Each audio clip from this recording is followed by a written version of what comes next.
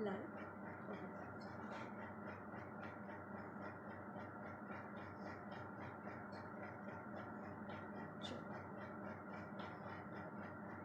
Wait कर लेते हैं, आ जाए सभी।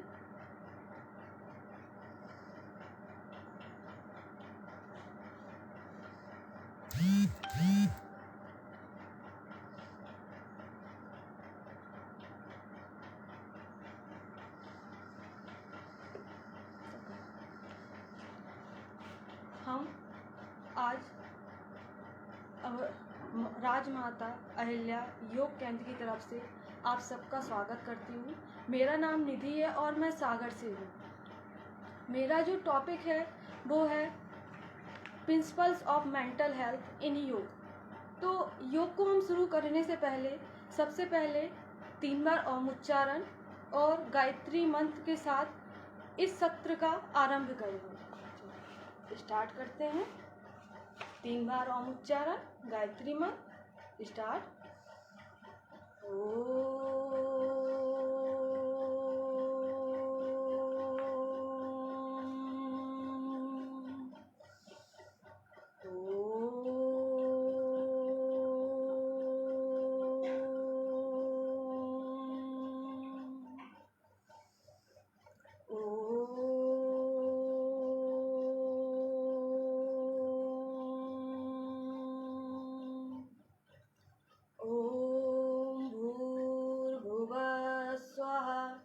तत्सवितुर्वरेण्यं भर्गो देवस्य धीमहि धियो यो नः प्रचोदयात्।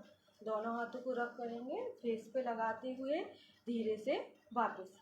चलिए, अब मेरा जो टॉपिक था वो था प्रिंसिपल्स ऑफ मेंटल हेल्थ। तो हमें आज मेंटल हेल्थ की आवश्यकता क्यों पड़ी? तो हमारी जो वर्तमान समय में मेंटल हेल्थ की अवस्था है, तो यूएसए ने बताया कि 5 और 6 में से हर एक व्यक्ति मानसिक रूप से विक्षुब्ध है। आखिर ये अवस्था क्यों आ रही है कि हम इतने मानसिक रूप से विक्षुब्ध हैं? तो कहीं ना कहीं देखने में ये रीज़न आया है कि हम हमेशा सुख के पीछे भागते रहते हैं। हमें लगता है ये मिल जाए सुख मिल जाएगा, ये मिल जाए सुख मिल जाएगा। हम भागते रहते हैं, लेकिन उनको पाने के चक्कर में हम भागते रहते हैं, लेकिन हमें सुख नहीं मिलता है। हम सिर्फ क्षणिक सुख की जैसे कि भर्तृहरि ने भी कहा है, तृष्णा न जीवनो भवेत तृष्णा, भुक्ता न भुक्तो भवेन भुक्ता।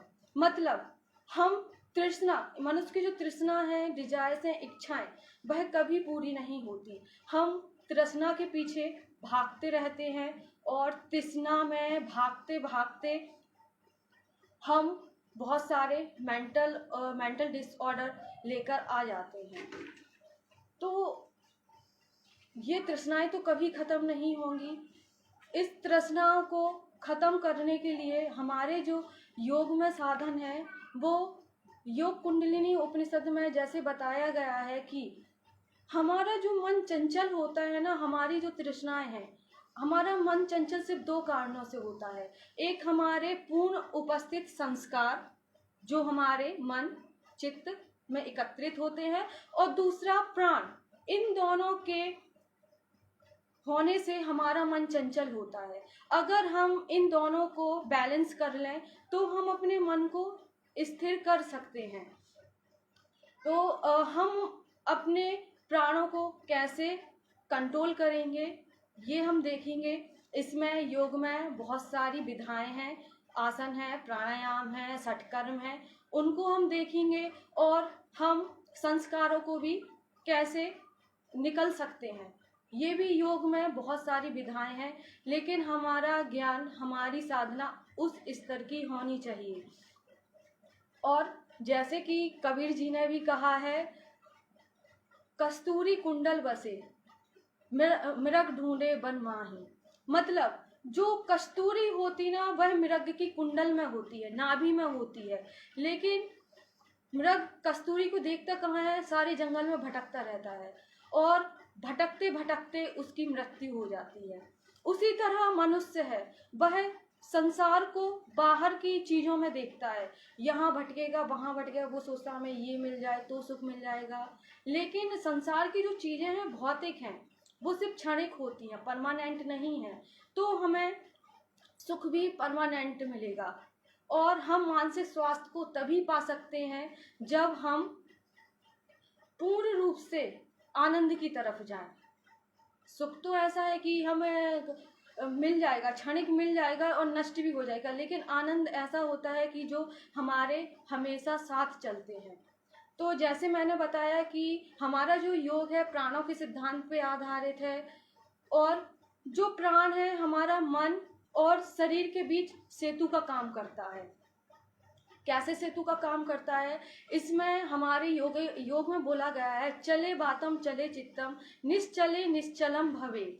मतलब वायु के चलायमान होने पे मन भी चलायमान होता है, और मन के चलायमान होने पे वायु चलायमान होती है।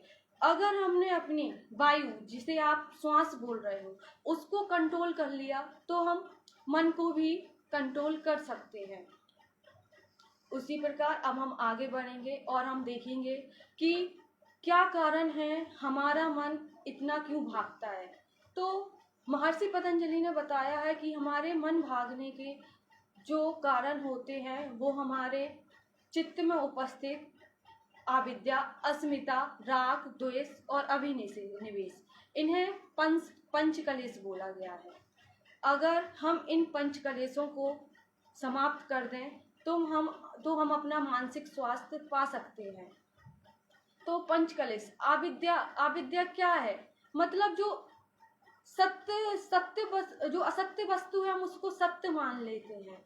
जैसे हम सोचते हैं कि ये हमारे साथ, ये हमारी चीज है, ये हमेशा रहेगी, पर ऐसा नहीं है। वो एक समय बाद नष्ट हो जाती है, और जब वो नष्ट हो जाती है तो हमें दुख होता है।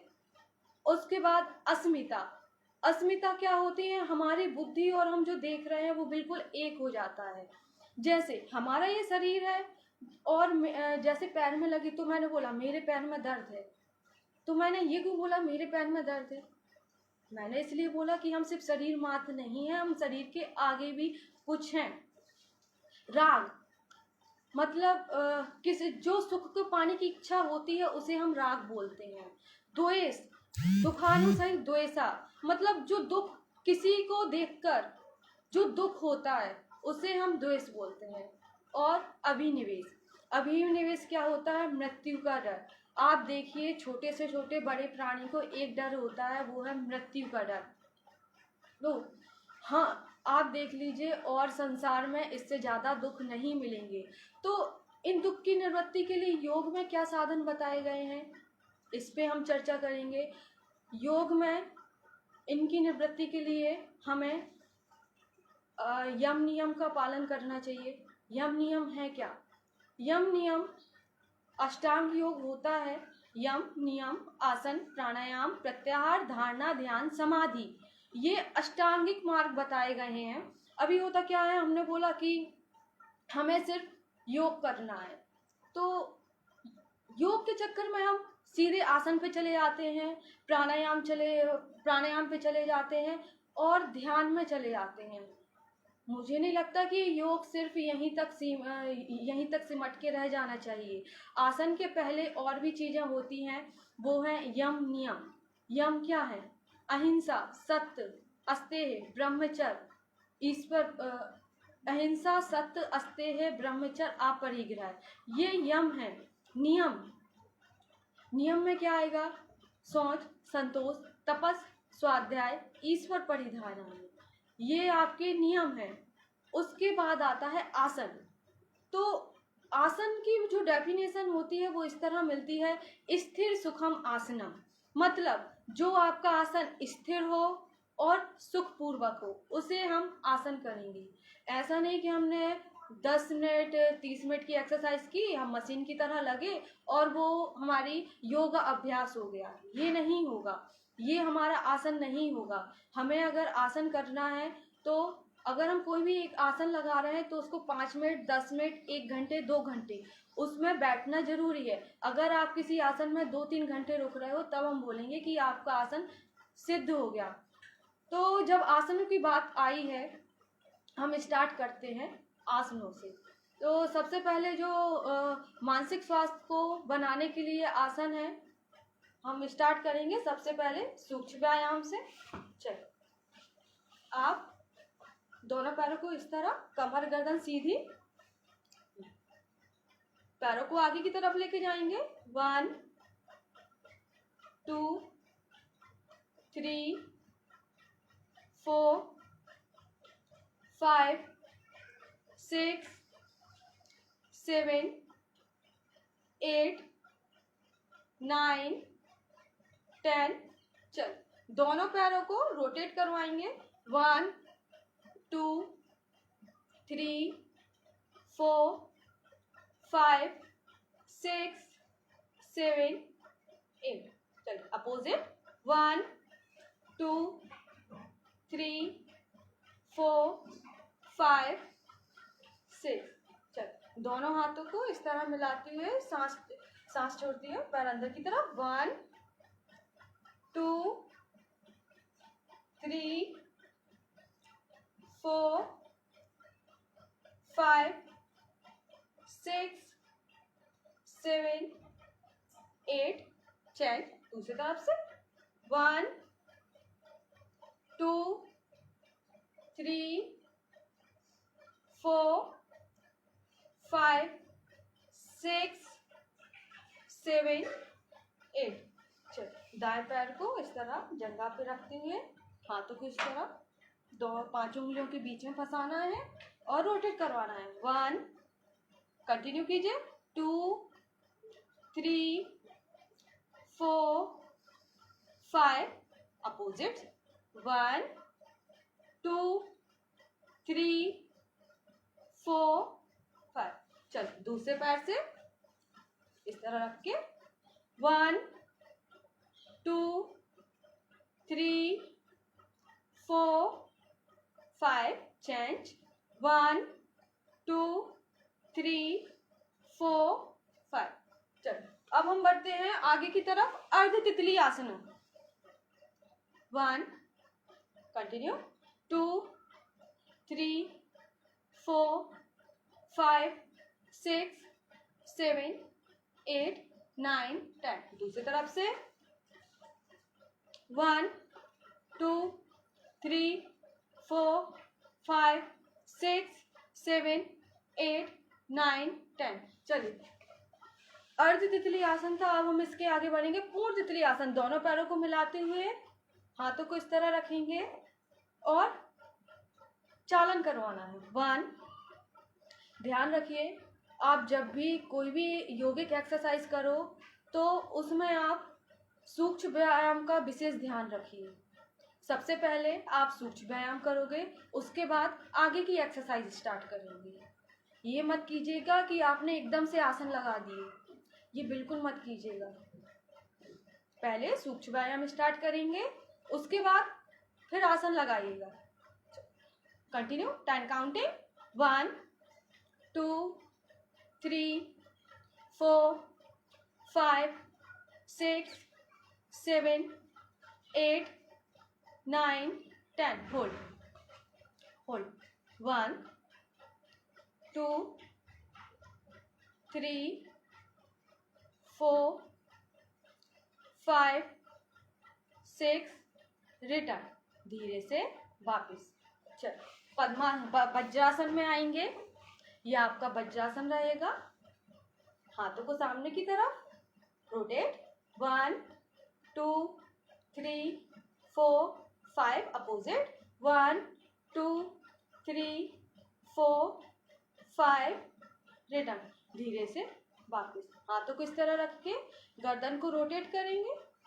गर्दन आगे की तरफ आएगी तो आप सांस छोड़ोगे, जैसे साइड में जाएगी आप सांस भरोगे और पीछे जाएगी आपको सांस छोड़ना है। ध्यान रखिए, जहाँ भी आपकी गर्दन मुड़ेगी वहाँ पे आपको सांस छोड़ना है और जहाँ पे फैलेगी वहाँ पे सांस भरना है।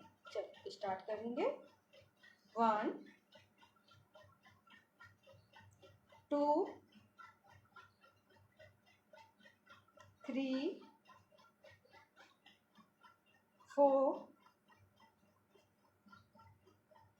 5। दूसरी तरफ से 1 2 3 4 5। रिटर्न। धीरे से वापस। इसी तरह आप पैरों को आगे की तरफ रखोगे। आप अगर आपका पद्मासन आता है तो आप पद्मासन लगाइए इस तरह, ये पद्मासन है आपका। अगर नहीं आता है तो सिंपल सुखासन में बैठिए, है ना। पद्मासन में बैठिए आप, हाथों को साइड से लेके गए, 1 2 3 4 अप।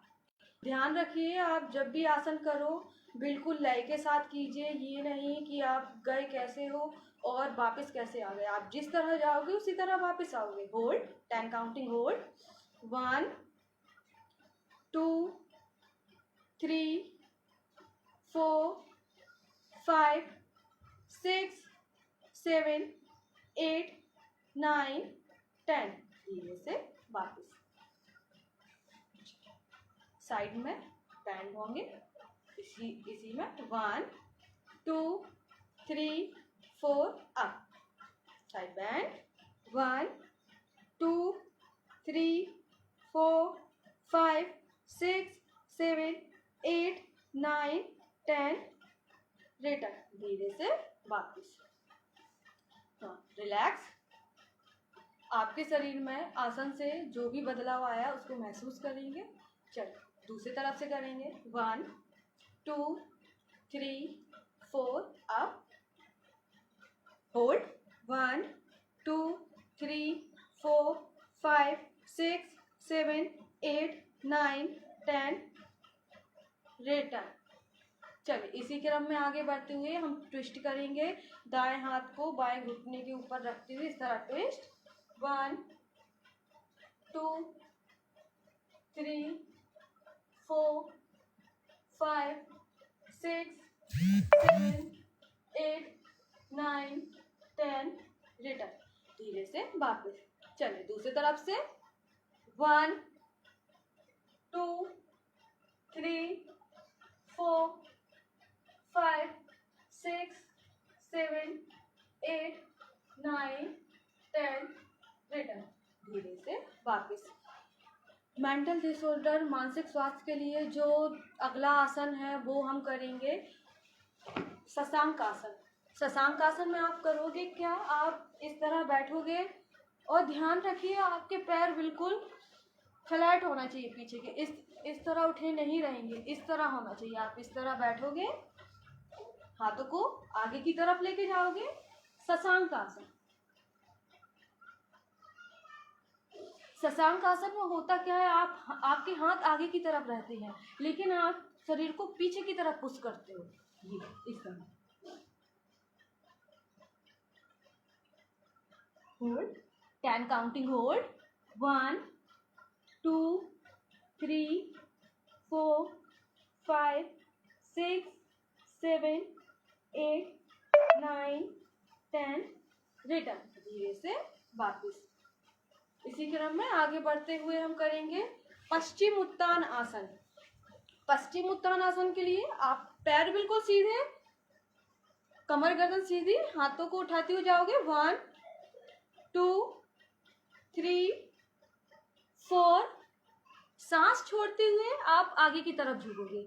जरूरी नहीं आप बिल्कुल आपका सिर घुटने से लग जाए। अगर आप इतना जा पा रहे हो तो इतना होल्ड कीजिए, लेकिन अगर आपकी अगर ये शुरुआत है तो सिर्फ कैपेसिटी पे ध्यान दीजिए। आपकी कैपेसिटी जितनी है आप उतना जाइए। चलिए सामने देखते हुए जाएंगे। पहले पेट, फिर चेस्ट, फिर चिन। ये होल्ड, 10 काउंटिंग होल्ड, 1 2 3 4 5 6 7 8 9 10। हम जिस तरह गए थे उसी तरह वापस आएंगे। 1 2 3 4 5 रिटर्न। चलिए अगले हम बढ़ते हैं मानसिक स्वास्थ्य के लिए नौका संचालन। नौका संचालन में क्या करेंगे, हम इसी तरह रहेंगे और हम नौका को चलाएंगे हाथों को इस तरह रखते हुए, सांस छोड़ते हुए आगे। 1 2 3 4 5। चल अपोजिट। 1 2 3 4 5। इसी को आगे बढ़ाते हुए चक्की चालन आसन। दोनों पैरों को खोलेंगे, हाथों को इस तरह रखेंगे और कोशिश करेंगे पंजे के आगे आगे तक जाए इस तरह। 1 2 3 4 5। चल दूसरी तरफ से। 1 2 3 4 5। चल आगे बढ़ते हुए मार्जारी आसन। आप पैरों को इस तरह रखोगे, ये उठते हुए आप जैसे सांस छोड़ोगे आपके सिर नीचे की तरफ जाएगा, कमर ऊपर की तरफ, और आपने जैसी सांस भरी जैसे सांस भरी तो सिर ऊपर की तरफ, गर्दन नीचे इस तरह। देखिए सांस छोड़ते हुए नीचे। 1 2 3 4 5 6। कंटिन्यू कीजिए। 7 8 4। कंटिन्यू। चलिए इसी तरह होल्ड करेंगे। आपका दायां पैर पीछे से उठा के रखिए। 1 2। अगर आप पे बने तो आप बायां वाला हाथ भी ऊपर उठा सकते हो। 1 2 3 4 5 6 रिटर्न। चलो दूसरी तरफ से। 1 2 3 4 5 6 7 8 9 10 रिटर्न। ये हुए हमारे मानसिक स्वास्थ्य को हम किस तरह योग में पा सकते हैं ये आसन। और इसी में आगे चलते हुए हम करेंगे नमस्कार आसन। नमस्कार आसन में आप दोनों पैरों को खुला रखिए इस तरह, हाथों को इस तरह नमस्कार मुद्रा में। 10 काउंटिंग होल्ड। कमर गर्दन बिल्कुल सीधी। 1 सामने देखिए, आंख बंद। 1 2 3 4 5 6 7 8 9 10। चलिए अब हम इसमें चालन करवाएंगे। सांस छोड़ते हुए आपके हाथ आगे जाएंगे और सिर भी आगे की तरफ जाएगा इस तरह। 1 रिटर्न। 2 3 4 5 6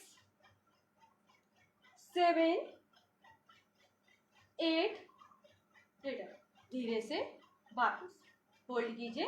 1 2 3 4 5 6 रिटर्न। धीरे से वापस। चलिए और हम इसके आगे कर सकते हैं गौमुख आसन। गौमुख आसन कैसे करेंगे, हम अपने बाएं पैर को इस तरह रखेंगे, उसके ऊपर दायां पैर रखेंगे, घुटना से बिल्कुल घुटना मिलाते हुए हाथों को इस तरह साइड में और होल्ड। दोनों पंजों के ऊपर हाथ को रखेंगे, होल्ड कीजिए। 1 2 3 4 5। गौमुख आसन को थोड़ा गत्यात्मक बनाते हैं। सांस छोड़ते हुए आगे की तरफ जाएंगे। 1 होल्ड, 3 काउंटिंग होल्ड। 1 2 3 रिटर्न। सांस भरते हुए धीरे से वापस। चलिए कंटिन्यू करेंगे। 2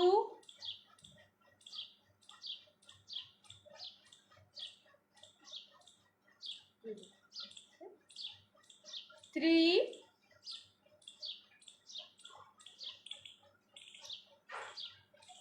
दूसरी तरफ से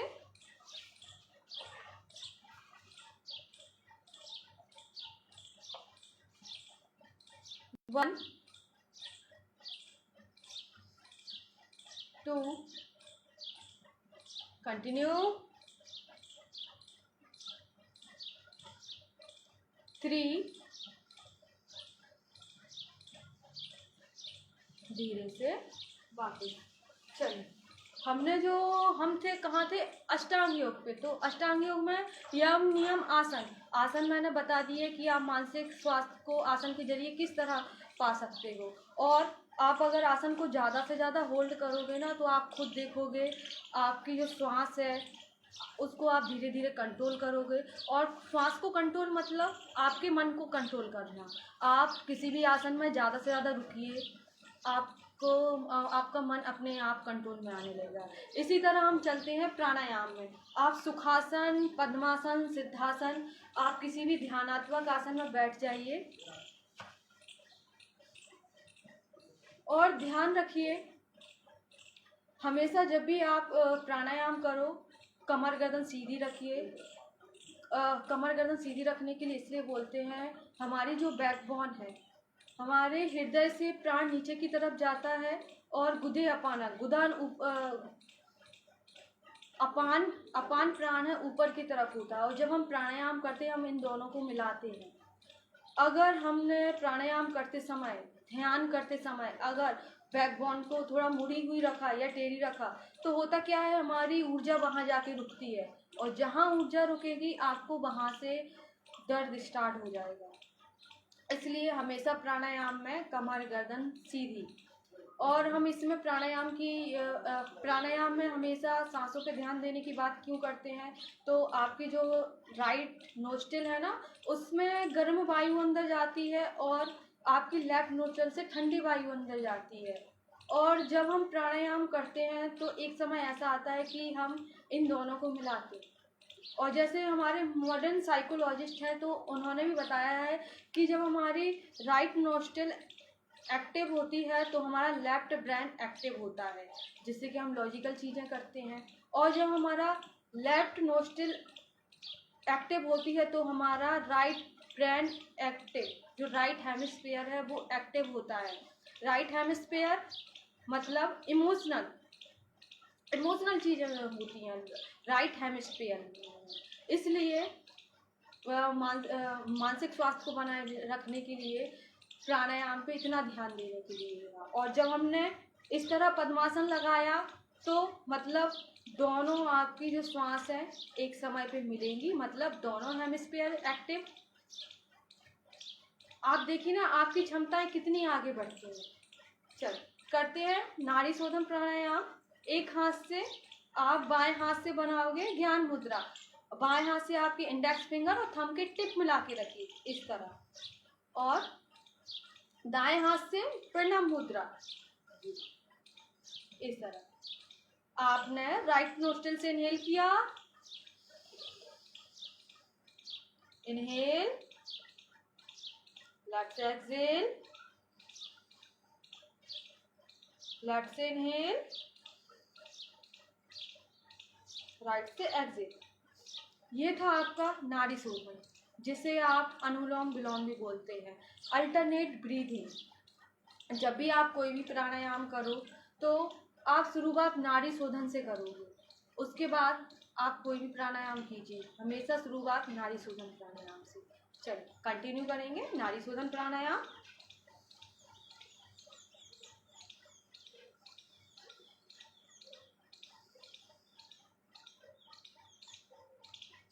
जब हम नाड़ी शोधन प्राणायाम करते हैं तो हमारे शरीर में हैप्पी हार्मोन सीक्रेट होते हैं, जिसके जरिए हम मानसिक स्वास्थ्य को पा सकते हैं।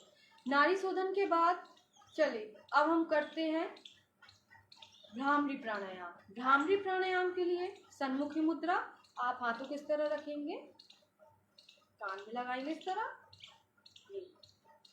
ये आपकी हुई सन्मुखी मुद्रा। सन्मुखी मुद्रा करते हुए आपने नाक से सांस को अंदर भरा, सांस को भरते हुए आपने चिन लॉक किया। आपकी जो चिन है आपके गर्दन में लगेगी, ये चिन लॉक है जिसे हम जालंधर बंद भी कहते हैं। आपने कैपेसिटी अनुसार किया, होल्ड किया, ना कर पाने पे धीरे धीरे श्वास के लिए नाक के जरिए बाहर और भवरे जैसी आवाज। देख लीजिएगा एक बार, फिर कंटिन्यू करेंगे। इसके किया,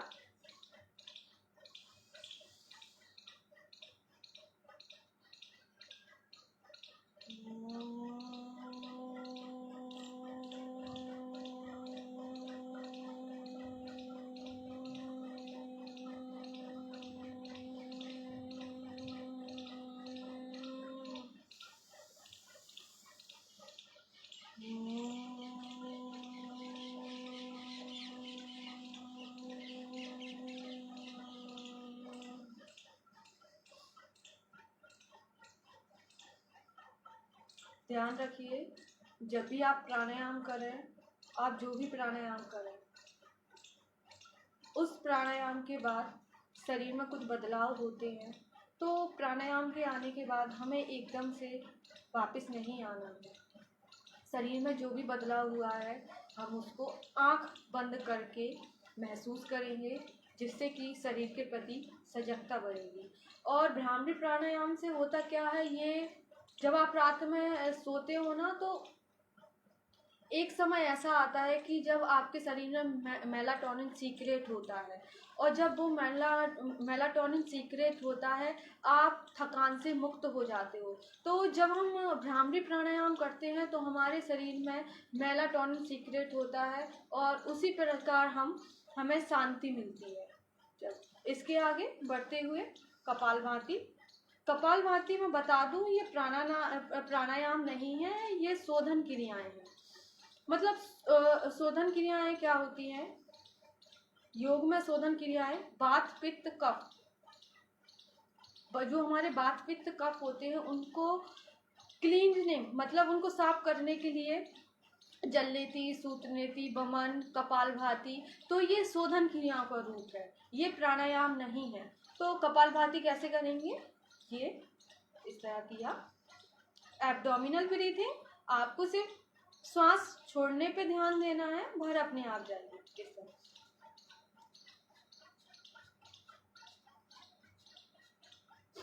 अगर आपको इसे और अच्छे से महसूस करना है तो बाएं हाथ से इस तरह पेट पे रखिए और फील कीजिए आंख बार।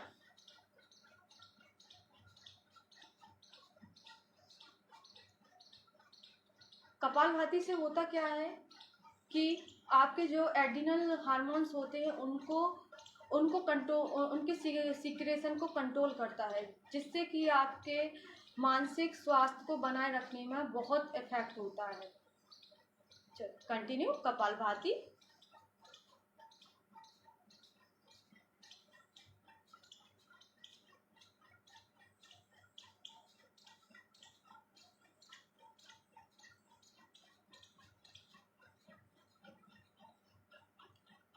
ये हो गए हमारे मानसिक स्वास्थ्य को बनाए रखने के लिए प्राणायाम। इसी में हम आगे बढ़ते हैं तो प्रत्याहार। अब ये प्रत्याहार है क्या? प्रत्याहार वो चीज़ है कि हमारी इंद्रियां यहाँ वहाँ भटकती रहती हैं। अभी तक हमने सिर्फ 5 इंद्रियां सुनी, लेकिन योग में 11 प्रकार की इंद्रियां बताई गई हैं। कर्म इंद्रिय, ज्ञान इंद्रिय और एक उभय इंद्रिय मन। तो हमारा जब मन बाहर की तरफ भागता है ना, तो हमें शांति नहीं मिलती है। आप रात में करवटें बदलते रहोगे लेकिन आपको नींद नहीं आएगी। तो हमें जरूरी होता है कि हम इंद्रियों को बाहर से हटाकर अंदर के तरफ अंतर्मुखी करें, यह जरूरी होता है। और जैसे कि अंदर की तरफ हम अंतर्मुखी करेंगे तो हमें मानसिक रूप से शांति मिलेगी। उसके बाद धारणा। धारणा क्या है? हम हमेशा बोलते हैं ना कि हमारा मन विषयों की तरफ, जैसे हम मेडिटेशन करते हैं तो हम एक विषय चुनते हैं, वो कोई भी मूर्ति हो सकती है, सूर्य हो सकता है, चंद्रमा हो सकती है, कोई भी एक बिंदु हो सकता है। हम कोई भी लक्ष्य चुनते हैं ना, तो जो लक्ष्य चुनने की प्रोसेस होती है वह धारणा है। और ध्यान है क्या? ध्यान कोई लगाने वाली बात नहीं होती है, स्वतः ही लगता है। हम बोलते हैं हम मेडिटेशन कर रहे हैं या कर रही हूँ, ऐसा नहीं है। ध्यान कभी लगाया नहीं जाता, हम असल में धारणा करते हैं, ध्यान स्वतः अपने आप ही लग जाता है।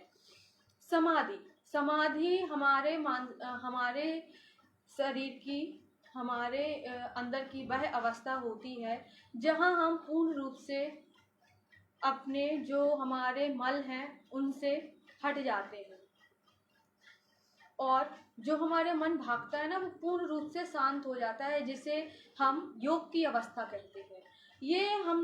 मैंने योग में मानसिक स्वास्थ्य को प्राप्त करने के लिए अष्टांग योग बताए, और हमारे योग में मानसिक स्वास्थ्य को प्राप्त करने के लिए क्या है, तो गीता का जो दूसरा अध्याय का 48वां श्लोक है, तो उसमें बताया गया है समत्वम योगः उच्यते। मतलब समत्वम योग उच्यते मतलब आपके जीवन में जो भी द्वंद्व आ रहे हैं, शीत उष्ण गर्मी सुख दुख, आपको उनमें समान बने रहना है। अभी होता क्या है, किसी ने हमारी तारीफ कर दी, हम बिल्कुल एकदम खुश हो जाते हैं, और किसी ने बिल्कुल जरा सा कुछ भी गलत बोल दिया, हम एकदम दुखी हो जाते हैं। तो ये हमारे मानसिक स्वास्थ्य की स्थिति नहीं है। हमें इसको बनाए रखने के लिए हमारे सामने जो भी आ रहा है, अच्छा बुरा, हमें उसको एक्सेप्ट करना चाहिए, है ना। तो ये जरूरी हो जाता है कि हम समत्वन की स्थिति में आए। उसी प्रकार योग में मानसिक स्वास्थ्य को बनाए रखने के लिए और बताया गया है मैत्री करुणा मुदितो उपेक्षा नाम, सुख दुख पुण्य अपुण्य विस्मय नाम, भावनातस चित्त प्रसादना। मतलब हमारे योग में मन को शांत करने के लिए मैत्री का भाव बताया गया है। मैत्री है क्या? जैसे कि किसी ने कार ली, तो हम उसको ये नहीं बोलेंगे कि इसने कार ली, अरे ब्लैक मनी से खरीदा होगा, ये नहीं, हम उसे ये नहीं बोल सकते। हम उसको मैत्री की भावना रखेंगे कि अच्छा हुआ कार खरीद ली, ये उसने कार खरीद ली, ये उसके कर्म थे, उसने मेहनत की, और आप उसके प्रति घृणा करोगे तो इससे तो आपको मिलने नहीं वाली। और अगर आप उसके प्रति मुदितों की भावना लाओगे तो आपके मेंटल जो इनर पीस है ना, जो मेंटल हेल्थ है वो बना रहेगा। होता क्या है, हमने अगर किसी के बारे में गलत सोचा तो उसमें तो हमारे संस्कार ही खराब हो रहे हैं ना, हमारे अंदर चित्त में जो बन रहा है वो गलत हो रहा है। तो ये मैत्री भावना होनी चाहिए। करुणा भाव क्या है? करुणा भाव ये होता है कि हम किसी दुखी व्यक्ति को देखते हैं तो दुखी होते हैं, ये भाव होना चाहिए। नहीं तो कभी कभी क्या होता है, इसके अपोजिट ही देखिए कि हमने किसी दुखी व्यक्ति को देखा तो हम बोलेंगे कि अरे ये तो ऐसा है, इसके कर्म बुरे हैं, अरे इसी के साथ ऐसा होना चाहिए। नहीं, हम ये नहीं बोल सकते, क्योंकि उसके साथ बुरा हुआ, अगर हम उसके बारे में द्वेष भाव लाएंगे तो इससे हमारी चेतना सुधरेगी। ये हमें करुणा भाव लाना चाहिए कि अगर हम दुखी व्यक्ति को देख रहे हैं तो हमें उसके प्रति दया का भाव लाना चाहिए, ये जरूरी है। अगला आता है मुदितो संस्कृत का वर्ड है जिसका अर्थ होता है प्रसन्नता। मतलब हमने किसी व्यक्ति को देखा, जैसे किसी पुण्य आत्मा को देखा, तो हम उसके प्रति जलिस नहीं करेंगे कि हमें मतलब ये ऐसा क्यों है, इसके साथ ऐसा ही क्यों हो रहा है, ये अच्छा क्यों हो रहा है। हमें उसके प्रति मुदितो की मतलब प्रसन्नता की भाव लेना चाहिए। अरे अच्छा ऐसा है, हाँ ठीक है, ये है मुदितो। उसके बाद उपेक्षा क्या है? जैसे कि आप एग्जाम्पल के रूप में देख लीजिए, आपके सामने कोई अपराधी आया, क्रिमिनल आया, और उसके लिए अलग से व्यवस्था है, पुलिस है उसके लिए। लेकिन अगर आप उसको देख के सोचो कि अरे इसको ये सज़ा देनी चाहिए, इसको ये होना चाहिए, ये अभी तक जिंदा क्यों है, नहीं, हम ऐसा नहीं बोल सकते। लेकिन अगर हम उसको ऐसा बोलेंगे तो हम अपने अंदर गलत संस्कार बना रहे हैं, और अपने अंदर जो संस्कार बन रहे हैं उससे हमारी जो चेतना है उसका स्तर धीरे धीरे नीचे गिरता है। तो हम ये नहीं बोल सकते, हमें उसका सीधे उपेक्षा कर देनी है, इग्नोरेंस कर देना है, क्योंकि हम उसके बारे में कुछ नहीं कर सकते, तो सीधे उपेक्षा कर दीजिए। इससे आप मेंटल हेल्थ को बचा सकते हो, मेंटल हेल्थ को बनाए रख सकते हो। उसी के बाद हमारे योग में आहार की बात की गई है, तो योग में जो आहार की बात की गई है वो इस तरह की गई है कि हमारा जो अमाशय है उसका 50% आप भोजन से लीजिए, 25% आप जल से लीजिए और 25% आप वायु को छोड़िए। अभी तक होता क्या है, मनुष्य यहाँ तक खाते हैं। आयुर्वेद में एक नाम दिया गया है उद्गार। जैसे कि हम खाना खाते हैं तो जैसे ही हमारा स्टोमक पर्याप्त हो जाता है खाना, तो एक डकार आती है जिसे हम उद्गार बोलते हैं। लेकिन अक्सर होता क्या, मनुष्य उसको अनदेखा करता है। तो एक समय आने पे क्या होता है, उद्गार आता है लेकिन वो समझ में नहीं आता, फिर वो दब जाता है। तो इस चीज का ध्यान रखिए कि जितनी आवश्यकता है उतना खाइए, शरीर को सिर्फ इतनी सी जरूरत होती है। उसके आगे जो गीता में आहार बताया गया है वो 3 प्रकार का होगा: सात्विक आहार, राजसिक आहार और मानसिक आहार। अब ये सात्विक आहार में क्या आती हैं? सात्विक आहार में बिल्कुल सादा खाना आता है, जो कि बिल्कुल ना मिर्च मसाले का हो ना तीखा हो, वह सात्विक आहार है। मतलब जो सात्विक व्यक्तियों द्वारा प्रिय हो, मन को रुचिकर लगे और जो हमारी प्राण ऊर्जा के स्तर को बढ़ाए, वो सात्विक आहार होता है। और उसके बाद आया राजसिक आहार। राजसिक आहार में ज़्यादा मिर्च मसाले, तीखा खाना, ये राजसिक आहार है। इससे होता क्या है कि हम राजसिक आहार खाएंगे, जैसे ही खाना खाएंगे तो हमारा मन भटकने लगेगा, मतलब चंचल हो जाता है अपने आप मसालेदार खाने से। ये तो हमें राजसिक आहार नहीं लेना है। उसी प्रकार तामसिक आहार, तामसिक आहार में नॉन वेज आ जाता है। नॉन वेज, बासी खाना, बहुत दिन का रखा हुआ खाना, ये तामसिक आहार हो जाता है। तामसिक आहार में क्या होता है, मनुष्य में आलस्य आता है और आलस्य के चलते चलते तामसिक आहार से धीरे धीरे मनुष्य धीरे धीरे गर्त की तरफ नीचे चला जाता है। ये हुआ हमारा आहार। आहार की तरफ आगे बढ़ते हुए अब हम बात करेंगे हमारा जो स्वरूप है उसमें। मतलब हमारा स्वरूप, ये हम सोचते हैं कि हम सिर्फ शरीर नहीं है, और और जिस चीज को हमें पता नहीं होता ना, हमें वो बिल्कुल मिस्ट्री लगता है, ऐसा लगता है कि ये मैजिक है। नहीं, मतलब जब हम अंदर की तरफ यात्रा करते हैं ना, तो जब हमें किसी चीज की प्रोसेस पता होती है तो वो मैजिक नहीं हो जाता है। तो उस अपने अंतर जगत की यात्रा के लिए प्रोसेस योग समझाता है। योग में आप ध्यान को ही ले लीजिए, है ना। आप मानसिक स्वास्थ्य को बनाए रखने के लिए सोहम ध्यान कर सकते हैं, उगते हुए सूरज का ध्यान कर सकते हैं, ध्यान कीजिए। और योग निद्रा भी बहुत आवश्यक है। लेकिन ध्यान रखिए, जो डिप्रेशन वाले हैं उनको योग निद्रा नहीं करवाई जाती है। इसके आगे इस सत्र को समाप्त करते हुए मैं एक बार फिर से राजमाता अहिल्याबाई योग केंद्र का धन्यवाद करती हूँ कि जिन्होंने मुझे बोलने का मौका दिया, अपनी बात रखने का मौका दिया। चलिए 3 बार ओम उच्चारण, गायत्री मंत्र स्टार्ट।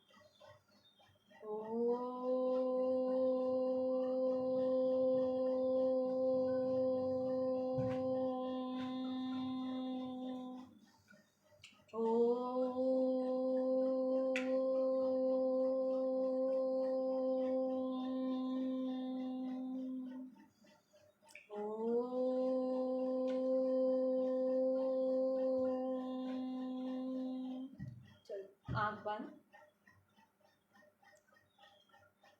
वाणी मन, माता पिता गुरु को प्रणाम कीजिए, दोनों हाथों को रख कीजिए और तेज ऊर्जा को चेहरे पे, संपूर्ण शरीर पे, और धीरे धीरे आंख खोलते बोलेंगे हरि ओम तत्सत।